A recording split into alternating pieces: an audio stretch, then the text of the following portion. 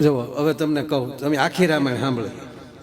રામ ને હનુમાન કોઈ દી બાજ્યા?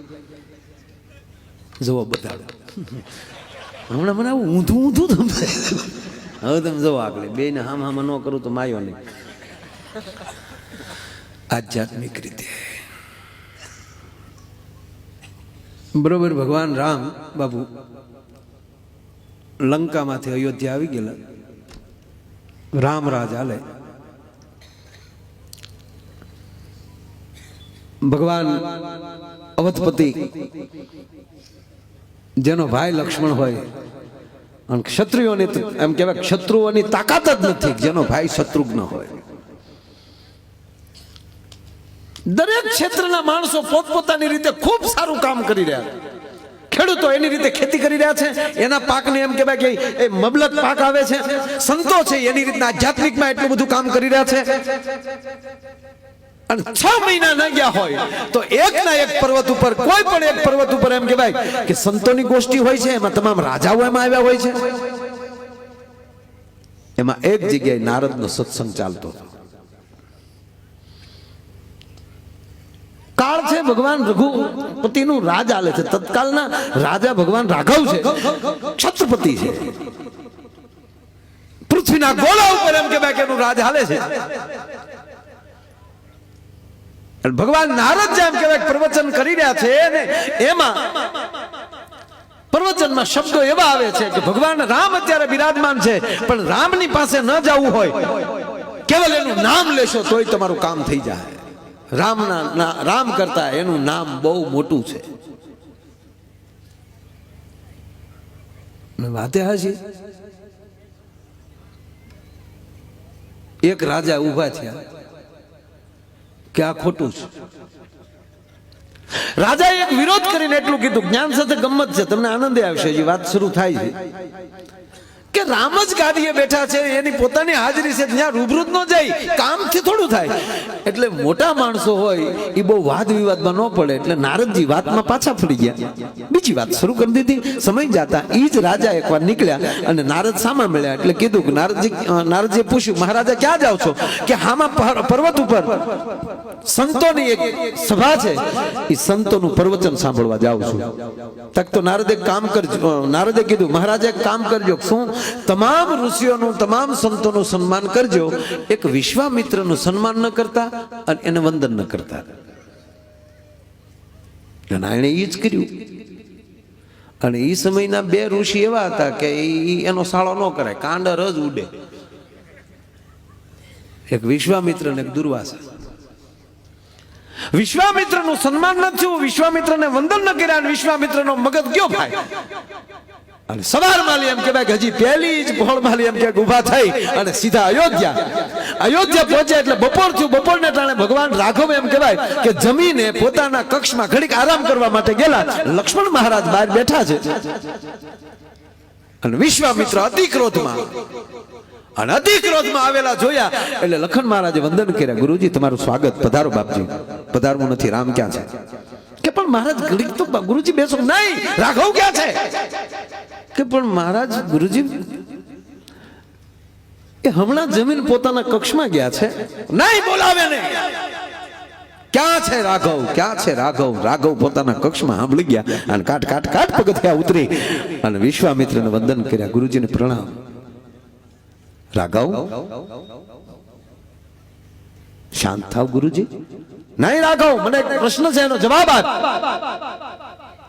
કે જેનું મસ્તક સંતોના ચરણમાં ન જતું હોય એનું શું કરવું પડે? તાકે મસ્તક કાપી નાખવું પડે. રામ બોલ્યા, જે બીજાને ઝૂકે નહીં, જે બીજાને વંદન ન કરે એનું શું કરવું જોઈએ? એનું મસ્તક ધરતી મસ્તક જુદું હોવું જોઈએ. મારી સાથે આવી ઘટના ઘટી છે. એક રાજાએ નામ દીધું, આ રાજાએ મારી સાથે આવી અપમાન કર્યું છે. અને ત્યારે રામ એમ કહે છે કે મારા ગુરુના ચરણની સોગંદ, કાલ સૂર્યાસ્ત ત્યાં પહેલા ઈ રાજાનું મસ્તક તમારા ચરણમાં હશે. હવે રામ પ્રતિજ્ઞા લઈ લે. ઈ વાલા રાજાને ખબર પડી. સીધા નારદ પાસે, તમારે આવું ન કરે, મારી નાંગળી ન કુસામાં ઓલા ડોહી પ્રતિજ્ઞા લીધી, એ મોટો બાપ મૂકે નહીં. હવે શું કરવું મારે? ચિંતા કરો માં નારદ કે સામેનો પહાડ છે ને હા એમાં એક ગુફા છે ને ગુફામાં એક ભગવતી બેઠી બેઠી સાધના કરે છે, એના ચરણમાં વયા જાઓ. ત્યાં અંજનીમાં ભજન કરતા હતા. ત્યાં જઈને રાજા સાંભળી કે કોણે પ્રતિજ્ઞા લીધી કઈ નહીં કહેવાનું, મભમમાં પોચું પોચું કહી દેવાનું. માં અંજનીને પગે લાગે, માં ઉગારો તારે ચરણે આવ્યો છે. તકલીફો છે. એક રાજાએ મને મારી નાખવાની પ્રતિજ્ઞા લીધી છે, કાલે સૂર્ય અસ્ત થયા પહેલા મને મારી નાખશે, માટે હું તમારા આશરે આવ્યો છું. કાંઈ વાંધો નહીં, ખૂણામાં બેસી જાય. એ ખૂણામાં બેસી ગયા. કાયમના ક્રમ પ્રમાણે હનુમાનજી રોજ માની સેવા કરવા આવતા હતા. હનુમાનજી આવ્યા એટલે માં અંજની, કારણ કે હવે લંકાના પ્રોગ્રામ પછી તો કાંઈ બાંધવાનો પ્રોગ્રામ તો હતો નહીં કાંઈ, એટલે હા આયે પેન્ટિંગમાં હનુમાનજી ત્યાં સ્પેરમાં બેઠા. હનુમાન હામાં આજે સેવા તો બીજી કાંઈ નથી કરવાની, પણ ઓલો ખૂણામાં જે રાજા બેઠો છે એ આપણે ચરણે આવ્યો છે, એને ઉગારવાનો છે. કાલે એક રાજા એને સૂર્ય અસ્ત થયા પહેલા મારી નાખશે, તારે એને બચાવવાનો છે કે માં તારો હુકમ મારા મસ્તક ઉપર, અને એનો જો વાળ વાકો થવા દઉં તો મારા ઈષ્ટદેવ રાઘવના સોગંદ છે. પછી રાજા પાસે ગયા, કોને પ્રતિજ્ઞા લીધી? નામ દે. કોણ તને મારવાનું છે? નામ દે. તો ઈ રેવા ગયો ને એવું બધું કરું રેવા ગયો નહીં. નહીં નામ દે મને. હું અંજનીનો ચાયો કે બાપુ વાત તમારી બધી હાશી, ખાલી ભેગો રાખો, મને મારે નહીં એટલું નામ રહેવા ગયો. કે પણ મને ખબર તો પડે ને તને, મારે ધ્યાન કોનું રાખવું? કે ધ્યાન તમે જેનું ધરો છો એનું, કે એનું ધ્યાન તો મારા હૃદયમાં છે. તને કોણ મારવાનો છે કે અવધપતિ. હું અયોધ્યાના રાજા. હનુમાનજી સીધા માં પાસે અંજનીમાન કે માં પૂછતા તો એમણામ કહી ગયો કે છોકરા ધ્યાન રાખજે, નામ પૂછાય માં બધું આ ભેળવી દીધા ડોહે અંદરો અંદર. રાજાને કે ઉપડે નીકળ. ક્યાં જાવ? તારો વાળ વાકો નહીં થાય, ઉપડ તું તારી ઘીરે જાય. ક્યારે મને હોખ નથી અહીંયા, ક્યારે તું નીકળતો પૂછ્યા વગીના ખાબ ખાબ ઘડી જાવ તો નીકળે. તારો વાળ વાકો નહીં થાય, કીધું છે એટલે કીધું છે, જા ઉપડ. ઓલો હોયો ગયો. પછી બાને કીધું બા આવું ન કરાય બધું હમણાં. કે પણ હવે મારું ધાવણ થયું તો પાછો પડતો નહીં. તારા ધાવણની તાકાત તો છે, પણ મારી માથે રાઘવનો હાથ છે. લક્ષ્મણ મહારાજ ત્યાં છે એટલે માં થોડુંક વાંધો પડે. અયોધ્યા આવે છે ભગવાન રાઘવને મળવા. ભગવાન રાઘવ અને લક્ષ્મણજી બેઠા છે એટલે હનુમાનજીએ કીધું કે લખન મહારાજ ઘડીક આપ બહાર જાઓ. પહેલી વાર આવું કહેવામાં આવે છે. કેમ તક મારે અંગત કામ છે. લખન મહારાજ નથી મારી કરતા અંગત કામ આને કયું છે, પણ કાંઈ વાંધો નહીં. રામે ઈશારો કર્યો એટલે લખન મહારાજ બહાર ગયા, પણ બારણે કાન માંડી બક અંગત છે છું. જેનામાં ઝેર હોય ને પોતાપણાનું એને એ ચિંતા હોય. કાન માંડ્યા ને અહીંયા ભગવાન રામને 2 વાર દંડવત કર્યા હનુમાને. રામચંદ્ર ભગવાન એટલો બધો લાંબો થમાં છે હું કે કાલ તમે કાંઈ પ્રતિજ્ઞા લેવાની છે? હા.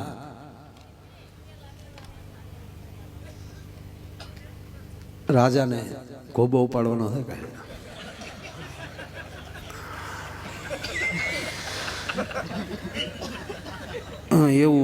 એવું પાકું છે. હા.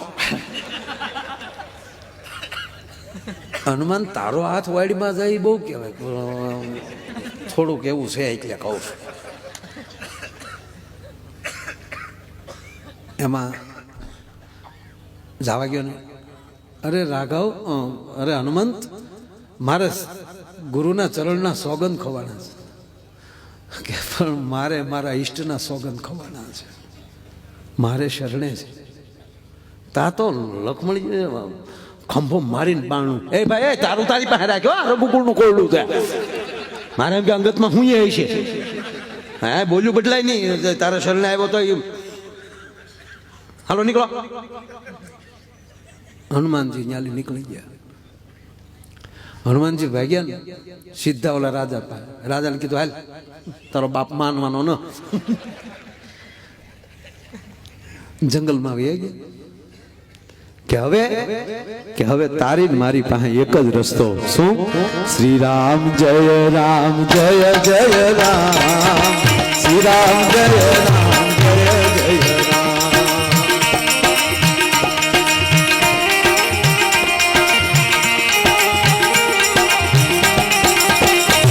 હે શ્રી રામ જય રામ જય જય રામ, શ્રી રામ જય રામ જય જય રામ.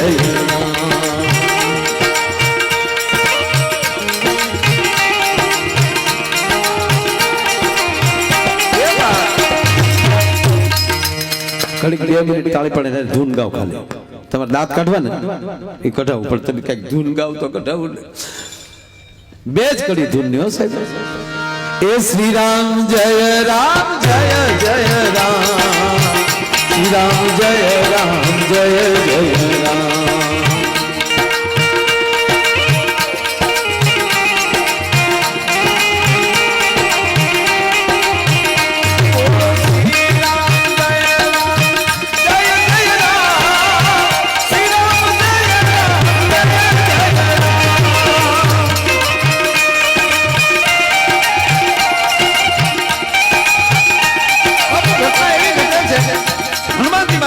વાત લઈ લો, પછી મારે જે તમને આનંદ કરાવો છે પ્રોગ્રામ ચાલુ કરું. પણ પહેલી વાત આયા હનુમાનજી મહારાજ એમ કહેવાય કે રાજાને લઈને વયા ગયા, જંગલમાં જઈને કીધું હવે એનું નામ સ્મરણ કરે, રામની સામે બચવું હોય તો રામના નામ સિવાય બચાય નહીં, એનું ભજન ચાલુ કરી દે.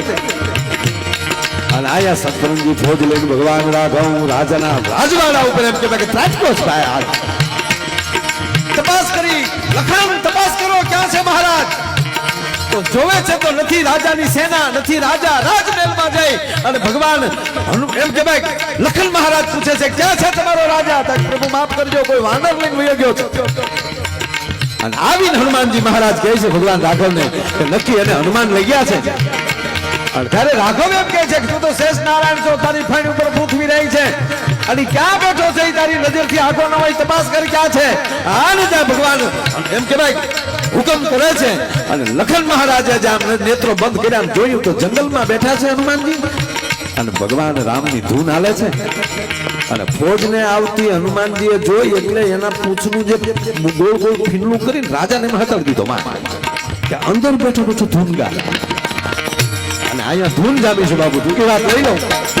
અહીંયા હનુમાનજીની આંખો બંધ છે અને ભગવાન રામ છે એ શત્રુંજની ફોજ લઈ અને હનુમાનને હાકલ કરે છે કે હનુમાન મારો ચોર લાવ, મારો દુશ્મન લાવ. પણ અહીંયા તો એક જ વાત, શું? હે શ્રી રામ જય રામ જય જય રામ, શ્રી રામ જય રામ જય જય રામ.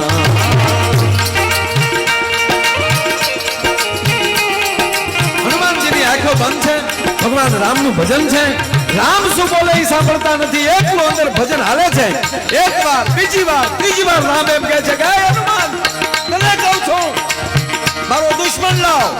અને ન માનતા તપે ત્રાંબા જેવી આંખો ભગવાન રાઘવની બની અને બાણ ચડાવ્યું ભગવાન રામે. અને ભગવાન રામ જેમ કહેવાય કે હનુમાનજીને સામે બાણ ઝીકે છે અને અહીંથી હનુમાનના બાણને જવું અને સામેલી એમ કહેવાય કે રામના નામને આવવું. એક બાજુ રામનું બાણ, એક બાજુથી રામનું નામ. આ જેટલા બાણ આવે સાહેબ રામનું નામ એ બાણને બાળીને ભસ્મ કરી નાખે છે. એક પણ બાણ હનુમાનજી સુધી પહોંચતું નથી. ભગવાન વાળા ઘડીએ ભાથા સામું જોયા કરે છે, હવે આને કેટલા બાણ મારે મારવા. જેટલી બાપુ લંકાના મેદાનમાં રાવણને મારવામાં તકલીફ નહોતી પડી એટલી આજ રાઘવને તકલીફ પડી પડવા બાણ મળ્યા ફૂટવા. અને અતિ અતિ અતિ વ્યાકુળ ભગવાન રામને જોયા, ક્રોધ માતો નથી, વ્યાકુળતા લેવાતી નથી. અને આ પરિસ્થિતિ જેમ કે ભાઈ રામનું બાણ ને રામનું નામ, રામનું બાણ ને રામનું નામ ચાપાચપી લઈ છે. એમાં એક બાજુ જઈ અને ભગવાન લક્ષ્મણજી થી એમ કહેવાય કે રહેવાનું નથી, એક બાજુ ત્રાહા જઈ અહીંયા રામનું બાણ ને રામનું નામ જેમ કે ભાઈ ટકરાય છે. એની વચ્ચેથી એમ કહેવાય શેષ નારાયણ જે બાણ ફેંક્યું છે હનુમાનની છાતીમાં લાગ્યો. બાણ લાગ્યું પણ ભજન બંધ નથી. શ્રી રામ જય રામ જય જય રામ શ્રી રામ જય રામ જય જય રામ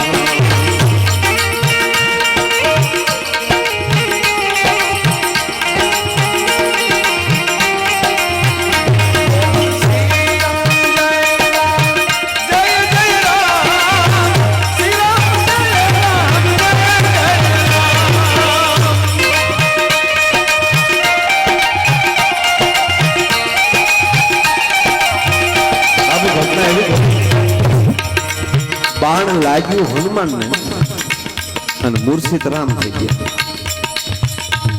લંકાના મેદાનમાં ભગવાન રાઘવનો ખોળો છે અને ખોળામાં એમ કહેવાય કે લક્ષ્મણ મહારાજ હુતા છે. આજ ઘટના એવી છે, ખોળો લખનનો રામ હુતા છે. પણ જ્યાં ભજન આવે છે સામેલી હનુમાનના ભજનને લીધે રાઘવ મૂર્છામાંથી બહાર આવ્યા અને આમ જ્યાં નજર ખોલી તો ધ્રગાંગ ધ્રગાંગ ધ્રગાંગ એમ કહેવાય હનુમાનની છાતીમાંથી લોહી જાય છે. દોધ દીધી રાઘવે, મારો બાપ મારો હનુમાન. બાણ ખેંચી અને ઘા ઉપર હાથ રાખ્યો. હવે જો તમે રાઘવનો હાથ ફરે છે, હનુમાન કરે છે રામ રામ રામ. અને અહીંયા રામ શું કરે? હનુમંત હનુમંત હનુમંત. જય હનુમાન જ્ઞાન ગુણ સાગર, જય કપીશ દેહુ લૌ ઉજાગર, રામ લૌ યતુલિત બલરામ અંજની પુત્ર. લાગી ગયો રામ ને હનુમાનજી ને શબ્દ લાગી ગયો. અને હનુમાન શ્રી રામ જય રામ જય જય રામ શ્રી રામ જય રામ. હે હનુમાન હે હનુમાન. જિજ્ઞેશભાઈ આને કહેવાય મોમને લાગી તુમના તુમને લાગી મું. આમાં બે રૂપાળા હારા જોઈ લે ત્યાં ન કહેવાય, અહીંયા અંતરમાં લાગી ગઈ હોય એને કહેવાય કે આ મોમને લાગી તુમના. અને ધીરે ધીરે ધીરે ધીરે ધીરે ભગવાન રાઘવનો હાથ ફરે છે એ હનુમાનની છાતી ઉપર. હનુમાને આંખ ખોલી, રાઘવનો હાથ પકડ્યો. પ્રભુ શું કરો છો? તને ખબર નથી? ના, જ્યાં સુધી હવે તારો ઘા ન રૂજાય ને ત્યાં સુધી રામનો હાથ ફરતો બેન નથી થવાનો મારા વાલા. અને બરોબર હાથ ફરવા મળ્યો, ઘા રૂજાવાની તૈયારી. અને પાછળ બેઠેલો રાજા હતો ને એને હનુમાનજી, અહીંયા તો હવે રામની આંખ બંધ છે અને રામ આંખ બંધ કરી હનુમંત હનુમંત કરે છે. એમાં ઓલા રાજાને હળુકની ઉપાડી ખોળામાં બેહાડી દીધો. હવે હનુમાનની છાતીને બદલે રાજાના માથા ઉપર રામનો હાથ મળ્યો ફરવા. અને જા બરોબર રાજાના માથા ઉપર રામનો હાથ જોયો અને હનુમાન સડપથી પકડી લીધો. આમ જે રામે આંખ ખોલી, મારા બાપ હવે જેની માથે તારો હાથ હોય એને ત્રણ લોકમાં કોણ બીજો મારી એકે ભલા માને. હજી જ્યાં એટલી વાત કરે તા તો નારદજી વિશ્વામિત્ર લઈને આવી ગયા. વિશ્વામિત્ર ને આવતા જોયા એટલે હનુમાન આને રાજાને છોટ્યો ભર્યો. બોલો મોટો બાપ આવે એના ચરણમાં તારું મસ્તક નાખી દે. દોડ દીધી અને વિશ્વામિત્રના પગ પકડીને મસ્તક છે એ રાજાએ વિશ્વામિત્રના ચરણમાં નાખી દીધું. ત્યાં નારદજીએ કીધું વિશ્વામિત્રને કે રામની પ્રતિજ્ઞા પૂરી થઈ. એને કીધું તો સૂર્ય અસ્ત ત્યાં પહેલા એનું મસ્તક તમારા ચરણમાં હશે તો મહારાજ તમારા એમ કે ભાઈ ચરણમાં એનું મસ્તક આવી ગયું છે અને હવે તમે રાઘવને કહો આને માફ કરી દઈ. અને ક્ષમા ના આપે એને સાધુ ન કહેવાય સાહેબ. જાલી વિશ્વામિત્ર કે રાઘવ ક્ષમા કરી દે, મારા શરણમાં આવી ગયો, તારી પ્રતિજ્ઞા પૂરી થઈ. રામે ક્ષમા કરી બેન કે બેઠા બધા રાજા નિર્ભય, વાત તો પૂરી થઈ ગઈ. પછી વિશ્વામિત્ર તોય બાપુ ખીજાણા રાજા ઉપર કે સત્સંગમાં જાતા હો તો તાઈક તો સાધુના અપમાન કરવાનું હુજે કોઈ દી. રાજા કે બાપુ માફ કરજો, સત્સંગમાં લીધું ઉભું છું. રામના રાજ હાલતા હોય અને એનો રાજા સત્સંગ ન કરે એને રાજ કરવાનો હક નથી પ્રભુ. આ સત્સંગમાં લીધું. નારદ બાપુ હવે તમે કેવું નારદના સત્સંગમાં શીખ્યો? આ નારદે મને કીધું. નારદ હવે તો કયો વિશ્વામિત્ર બાપુને હવે તો કયો નકર કોણી મારશે તો હું ટળી જાય. આ ને વિશ્વામિત્ર નારદ સામું જોયું. નારદ શું કહે છે? હા પ્રભુ મહર્ષિ, હા આ મારા સત્સંગમાં આવ્યો છો અને મેં એકવાર એમ કીધું કે રામ કરતા રામનું નામ મહાન હોય. આ નહોતો માનતો, એ સાબિત કરવા હાટું આ પ્રોગ્રામ કર્યો છે. હવે તેને ખબર પડી ને કે રામનું નામ કેવી રીતે કામ કરે. મારો કહેવાનો અર્થ, તો રામનું નામ એટલું કામ કરતું હોય તો જે રામ નામનો સદાય એના આહાર હાલતો હોય એ કેવડું મોટું જગતમાં કામ કરે. સાહેબ સાંભળી લેજો તમે. આનો ભરોસો લાગી જાવો.